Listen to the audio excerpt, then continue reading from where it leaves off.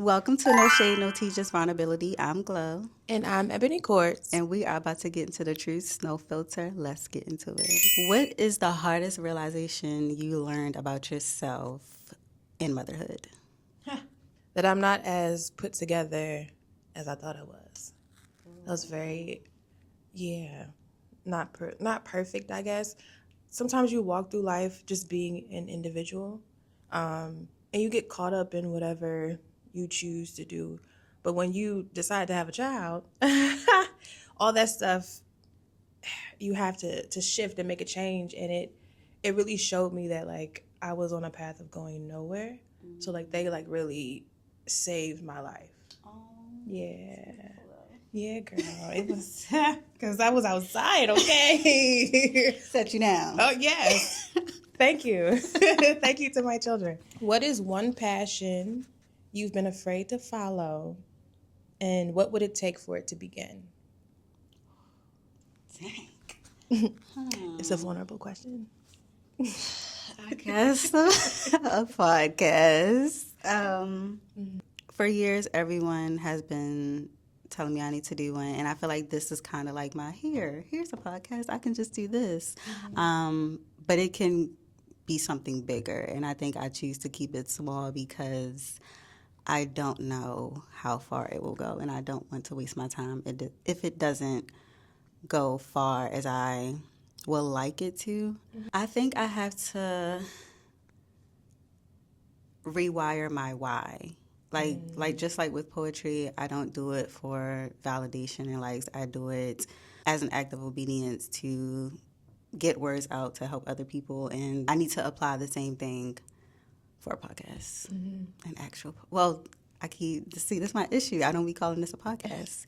This is a podcast, but but to make it a bigger form, I need to stop limiting myself. And I think this, even though these are really, really nice, I think this is just me limiting myself. Yeah.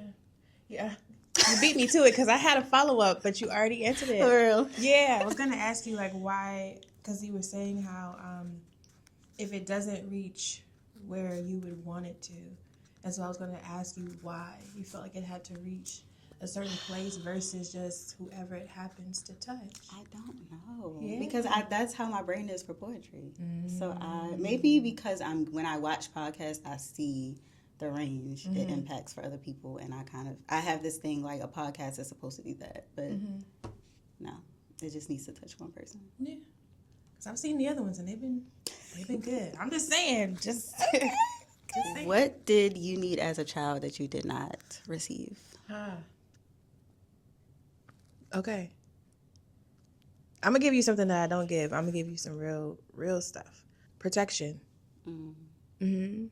I was abused as a child, physically, emotionally, and I didn't really have anyone step in to keep me safe. And that shaped a lot for me. So, like, if there was something that I could have had, I would have wanted to be protected in all ways. How does that impact the way you parent now? Ooh. I'm overprotective. Yeah, my babies they're like the perfect little people, but they're very sheltered. I don't let them do a lot because I'm afraid of what might happen, or like I'm just used to being able to like see them and make sure that they're good. And I don't trust people. You know what I mean? So it's been a gift and a curse. I'm trying to like relinquish the reins or whatever, but we'll see. Yeah, it takes time. Yeah. Yeah. What's been the hardest thing for you to overcome? My first answer is grief, but grief is not something you overcome. And I think that's what my tussle is, because I feel like I feel like certain points I'll be like, okay, I'm good, and then it randomly hits me and I'm just like, oh, I'm not good. And I'm trying to learn that grief doesn't go away. Yeah. It's just about allowing it to show up when it does and managing it and having a healthy view of grief. Like, grief isn't bad. It's normal and it's healthy. Yeah. So I think that's probably been the hardest thing. But I need to not try to control it and just let it happen. Yeah. Can I ask a question? You think you can handle a question? Because you know where I'm going with it. What is it that you're still grieving? I'm sorry. And it's like, I'm like, dang, I feel like I know, and maybe I shouldn't ask, but. Ooh. Bring no tissues. Me neither. I don't have any. Oh my God. Girl, you know we be crying. Okay, I am still grieving my grandmother. Definitely, I feel like some parts of myself that kind of had to change with that was just handling loss in different aspects. Still grieving myself in some ways too. Yeah. I think those like change back and forth. But yeah. I'm gonna let you take a second before I hit you with I'm gonna leave you alone. What's something about yourself that took you a while to embrace? Feeling worthy. Able to cry too? Girl, I'm about to hold my stuff together, okay? Because we ain't got no tissues. And I got on lashes. And mine will come off. No, but feeling worthy. Being insecure or not feeling good enough has always been a thing for me. And even though you have people like around you who like try to pour into you and tell you all these great things, like it's nice, but it doesn't hit the same until you like really see it for yourself And believe it. Yeah, and it's not always easy depending on like your traumas or what you've experienced and whatever. So because my life has been, especially as a child, has been so traumatic, when you get older, like you believe all those things that you once were or once experienced. So getting to a point where, and I think it had a lot to do with also being a mom and raising them and having little people who really show you what it means to be loved unconditionally. That just hits different. It makes you feel different about everything, because we have this idea of what love is, but we don't really know.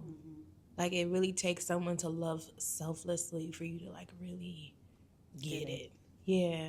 That's been a struggle of mine, worthiness. Yeah? Too. Please elaborate. Same. The same thing with you. I've always like just had low self-esteem, and I don't know. I think it came from maybe not having my father there. I think that's where it stemmed from. But when I was younger, I didn't like how I looked. I was teased, like my body, my skin, and I grew up with that. I grew up with that, and been in relationships that kind of didn't make me feel worthy or good enough. It was probably like 2 years ago where I had to like look myself in the mirror and really start that journey, and like physically look myself in the mirror and like talk to myself and speak life into myself, because I used to talk to myself very negatively too. So that has been definitely a journey, and I can relate to that. And sometimes I have to break myself back and remind myself, like, girl, like, you are this, you are that, you that girl, you look good, you're beautiful. I have to still keep reminding myself of that. Yeah. Proud of you. Thank you. I'm proud of you. Because you are. You are too. Thank you. We're not ever going to question that again. Exactly. In this moment, in this present moment, what does your inner voice want you to notice or honor? That I know exactly what to do.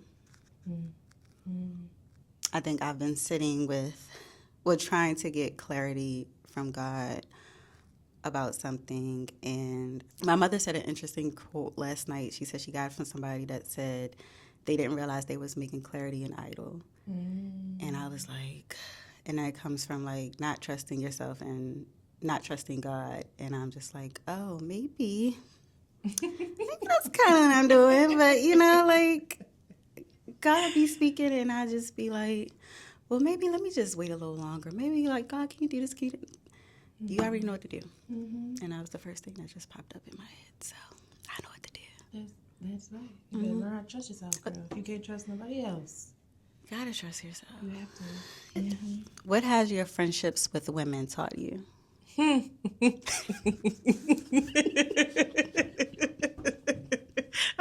That is not supposed to be funny, but it was. It'd be like that. What? Good and bad. Mm-hmm. So this past year, I lost one of my friends that I was very, very close to. Like, we were close. Like, that was, you see me, you see her. Losing that friendship taught me a lot about myself too. And without like saying too much. And she's a great person, but I think that the issue in that friendship was there was like there was alignment, but there was a disconnect. Where I think when we created our friendship, she took on the role as being like the healer in our friendship, and then I was the one who needed all this help. And in the beginning, that's how it was. I was going through a lot, and she was there to like help. And then the issue, I think, came about when I started to grow by myself and to learn to figure out. And then trying to find that balance again, where you still want to be the friend that helps and tells me what I should or shouldn't do. And I'm just like, well, this is kind of how I feel, how I want to move, blah, blah, blah. And we were like kind of going back and forth. So I'm learning when friendships are meant to remain and when they have, I don't want to say ran their course, but where I can look at them and be grateful for what they were, but also be okay with where I am. And they, I mean, all of my friends are great. They all taught me how to grow in some way. So, I mean, that'll be the good and the bad. Yeah. I guess, yeah. That's good. That's good. Yeah. Learning to be okay with it ending and letting it go. Girl. And still appreciating for what it was. Yeah. I think that's what I like. Struggle with, kind of. Like, I'll be, you know, I have my moments where I'm still grieving, like, old friendships, and I look back, and I'm just like, well, why did they have to do that? Why did this? And I'm like, it just reminded me what you said. Like, just appreciate for what they were, because sometimes friendships are seasonal, and that's okay. Yeah. Yeah. It's hard. Yeah. It's like I think the harder thing with friendships and relationships is your friend knows almost everything. You go through so many changes and seasons in life, and that breakup is like, that was harder for me than like relationship. Girl. It's like someone just ripped a part of you away, and you have to figure out life. But the hardest thing is they're still alive. Yeah. That's what makes it harder. You can still see them. I'd be like, oh, they still alive. At least you're okay. Yeah, you're living, you're breathing. Yeah. Not that for you. Not you're living and breathing. No, that's how it really feels like a dad. It's like, oh my, but you there. We just don't talk. Yeah. Yeah. I lost my friend since elementary school. This ended maybe 2 years ago, right around my grandmother was passing away. Yeah, it's a lot of loss. That's hard. But all at once. One time. And I'm still grieving that too. So yeah, I know how you feel. How do you feel about having to figure out life, losing two big people at the same time? I lost another and a relationship. All of three, at one time.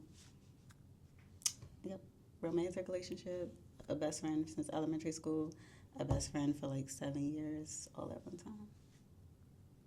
So, because that's heavy. The loss of your grandmother is one whole entity on its own that is, you can't even compare to it. But to have that large loss and then all these other ones that are not as big but still big, like how did you even, that's the question, how did you internalize all of that and like find the strength to like progress? Because I don't want to say move on, because I'm sure you still deal with all those things in some way, but how do you keep going? I think that it was like, of course, I lost my friends, but it was like God just immediately brought people to the forefront. Like friends that I probably wasn't as close with, I started getting closer with them. I just had a group of friends just show up for me right in that moment, and new friends too. And I've never experienced the amount of friends that I have now. I never had in my life. Like, it was always somebody was always doing me wrong. So I'm like, that's just what I was used to. So it just felt like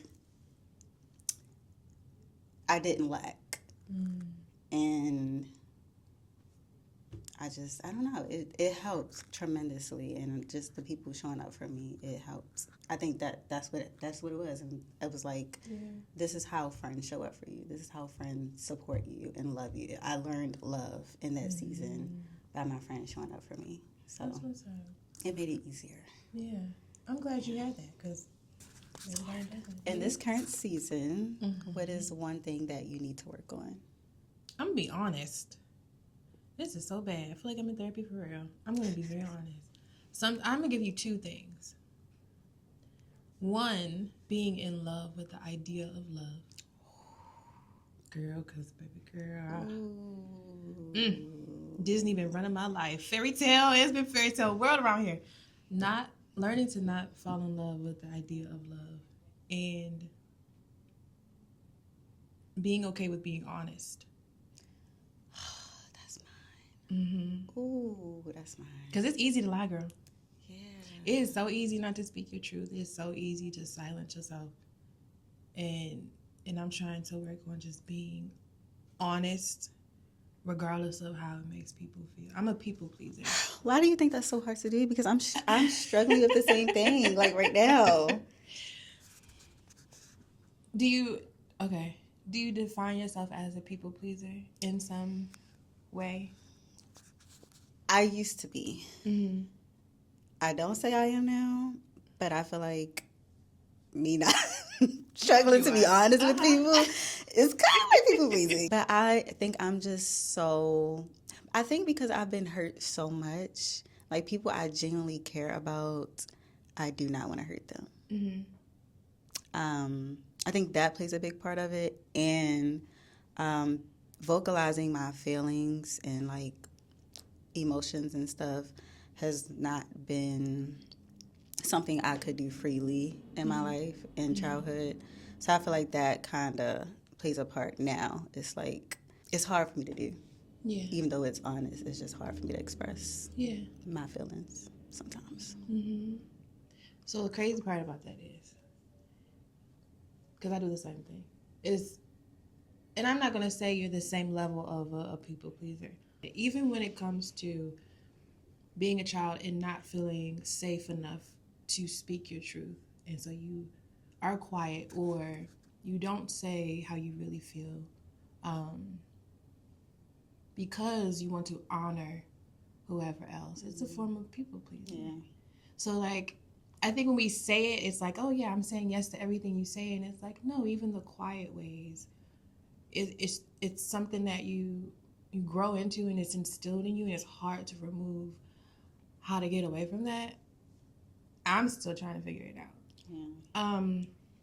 The one thing I'm starting to recognize is, by not speaking my truth, I'm the one that's like harboring all the feelings. Suffering.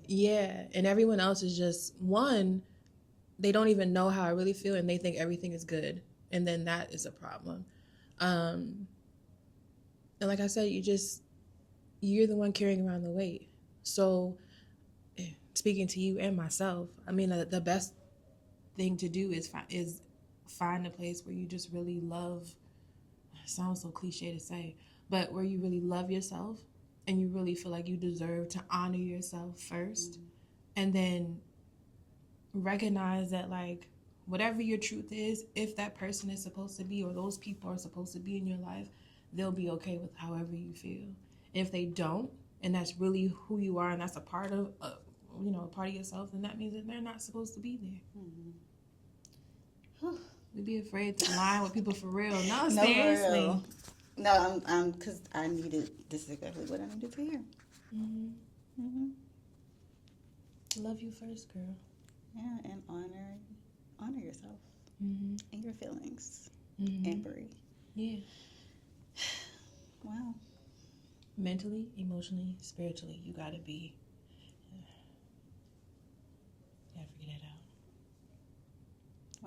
Mm-hmm.